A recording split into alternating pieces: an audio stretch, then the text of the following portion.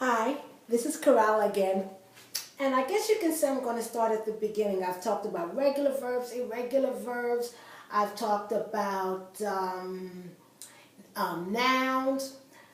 But I haven't really talked about in detail sound. Now, I did talk a little bit about sound when it came to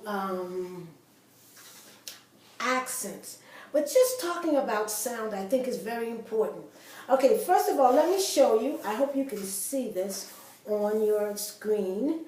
These are flashcards. I make flashcards. I create flashcards. I've created thousands of them, right?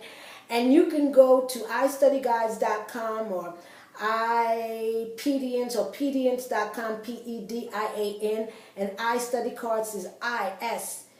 It's I, the letter I, and then study, and then cards. And you can get a lot of these cards. You can download it for free. Okay, so let me put this over here. And when I'm teaching Spanish, the first thing I do, the first class that I give, or maybe first 2 or 3 classes that I give, on the alphabet. Because the alphabet in Spanish is different from the alphabet in English. For one, the letter that you pronounce here, the sound that you use, that's the sound that you will hear in the word. In most cases. Okay, there are exceptions, of course. Okay, so this is a. Now, some people just call this be. I call it be chica. Okay? Se, che, de, a, fe, he. Now, you see a box around this letter, because this letter is very important in Spanish. Because one of the reasons that it's important is that it sound changes. And whenever a letter, the sound of a letter changes, that means now it's more than just pronouncing the letter. Now you have to worry about either what goes before that letter or what goes after that letter. Okay. Luckily in Spanish, unlike in English and many times, there are rules here. Okay. So that's why you see that box around the G or the he. H. There are no exceptions to this rule. That's why I did not put a box around it, but I think it should be noted. There are no exceptions to the rule. H, in Spanish is silent. It never has a sound. I don't care what goes before it, what goes after it, what goes around it, what goes up, what goes down. It never has a sound. If you want to make the aspirated H sound, there are 2 letters that can help you.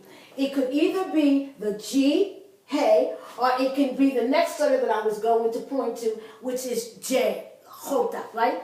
But it never is the H. Now, there are rules concerning when you use the J or the jota to get that aspirated sound, or when you use the he or the G to get that sound. But H is never, never, never.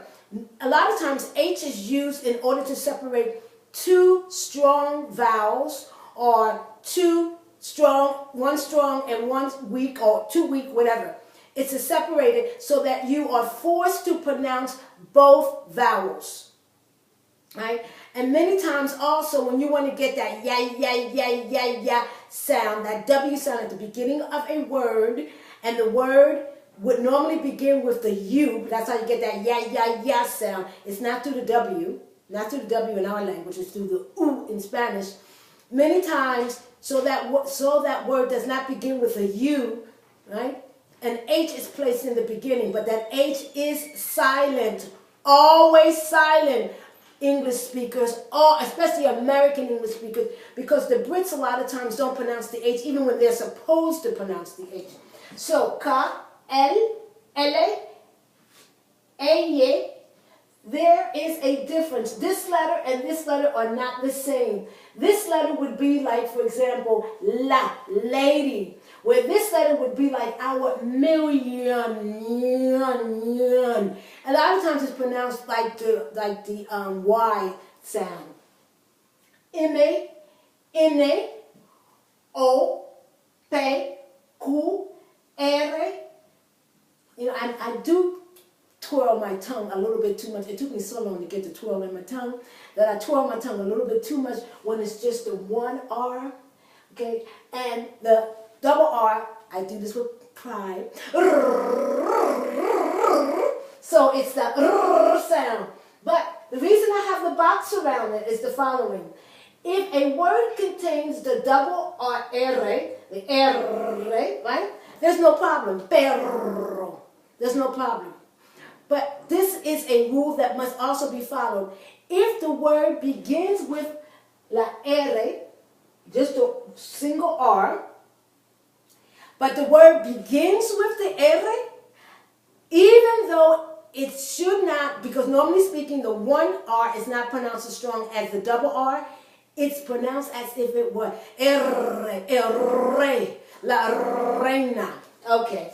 Ese, te, u. The U has a box plus an X over it because the U, the U, is crazy in Spanish. That's a whole lesson within itself that we'll talk about. Now, I call this bechica. Bechica. W-X-E-Y. The Greek I. Y and theta. Now, I pronounce my theta, my Z, like the Spaniards do because it's a long story. When I live in Mexico, it's a long story. But anyway, but normally speaking, the theta is pronounced like pronounced like an S. Okay, so when we come back, we're going to look at the crazy letters in Spanish and why it's not true when people say what you see is what you pronounce. Most times, most definitely more than in English, but not all the time. I'm going to leave this on the board for you to look at, and you look at it, and I'll give you about 10 seconds, and then we're going to come back and talk about different letters within the Spanish alphabet. So this is Corella Fickman McLean at istudyguys.com. I showed you we can get the flashcards. Okay, and I have hundreds of them. I love creating flashcards. Okay, thank you. Bye.